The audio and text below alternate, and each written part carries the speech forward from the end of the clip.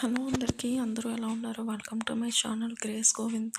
ఈరోజు నేను chicken gravy కర్రీని చాలా ఫాస్ట్గా ఇంకా తక్కువ ఇంగ్రీడియంట్స్తో ఎలా ప్రిపేర్ చేస్తున్నానో చూసేద్దాం రండి. ముందుగా స్టవ్ ఆన్ చేసి ఆయిల్ అనేది హీట్ చేసి పెట్టుకోవాలండి. సో తర్వాత నేను ఒక 4 ఆనియన్స్ని చిన్న చిన్న ముక్కలుగా కోసుకున్నానండి.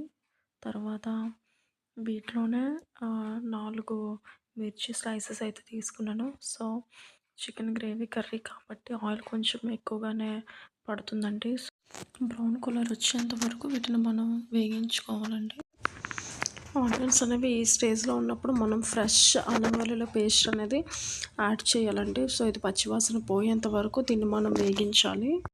ఆనియన్స్ ఈ విధంగా వేగిన తర్వాత నేను ఇక్కడ 1/2 kg చికెన్ అనేది తీసుకుంటున్నానండి.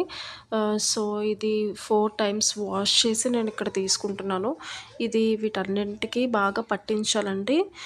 మొత్తం బాగా కలుపుకొని ఒక 2 మినిట్స్ మూత పెట్టి దీన్ని మనం మగ్గించుకోవాలి. చూడండి చికెన్ అనేది ఈ విధంగా వచ్చిన తర్వాత ఇక్కడ నేను టర్మరిక్ అనేది వేసానండి. సో ఇది మనకి పచ్చివాసన పోయేంత వరకు దీన్ని మనం ఇలా వేగించాలండి.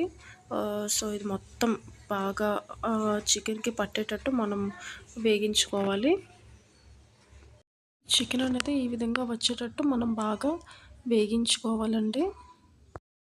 ఇప్పుడు ఇందులోనికి మనం 3 టమోటాలని చిన్న ముక్కలుగా కట్ చేసి ఇందులో అనేది వేసుకుంటున్నానండి. సో టమాటాలని యాడ్ చేయడం వల్ల మనకి చికెన్ అనేది చాలా గ్రేవీగా ఉంటుంది.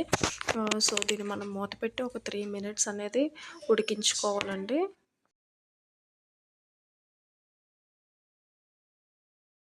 ఇక్కడ చూడండి టమాటోస్ అనేవి చాలా చక్కగా ఉడుకుతున్నాయండి.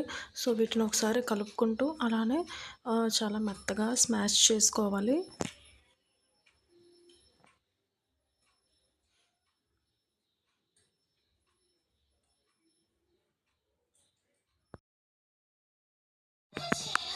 ఇప్పుడు నేను దీంట్లోనికి కారం, గరం మసాలా, ఇంకా చికెన్ మసాలా, ఇంకా తగినంత ఉప్పు వేసుకుంటున్నానండి. సో వీటన్నింటిని యాడ్ చేసిన తర్వాత వీటిని బాగా కలుపుతూ ఈ ముక్కలకి బాగా పట్టించాలండి. సో నాన్ వెజ్ ఐటమ్ అయితే కారం అనేది ఎక్కువగానే మనకి పడుతుంది.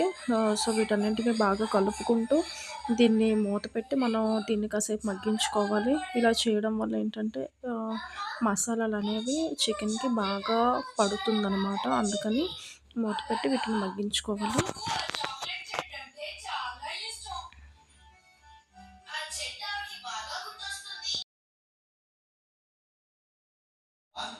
ఆయిల్ మొత్తం చికెన్తో సపరేట్ అయిపోయిందండి. సో ఈ స్టేజ్లోనే మనం కారం కూడా చెక్ చేసుకోవచ్చు, ఉప్పు కూడా చెక్ చేసుకొని అడ్జస్ట్ చేసుకోవచ్చు. సో నెక్స్ట్ వీటిలోనికి నేను కొంచెం వాటర్ అనేది యాడ్ చేస్తున్నానండి. వాటర్ యాడ్ చేసి దీన్ని ఒక 3 మినిట్స్ అండి మూత పెట్టుకొని ఉడికించుకుంటే చికెన్ అనేది మనకు పర్ఫెక్ట్గా కుక్ అయిపోతుంది. A few moments later. ఇంతేనండి, మన చికెన్ గ్రేవీ కర్రీ అనేది రెడీ అయిపోయింది.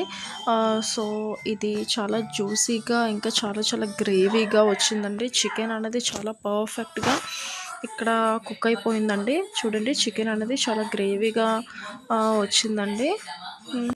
ఇది అన్నం, చపాతీ ఇంకా రాగి సంగటిలోనికి చాలా బాగుంటుంది. నేను లాస్ట్ అండ్ ఫైనల్గా కొత్తిమీర ఫ్లేవర్ని యాడ్ చేస్తున్నానండి.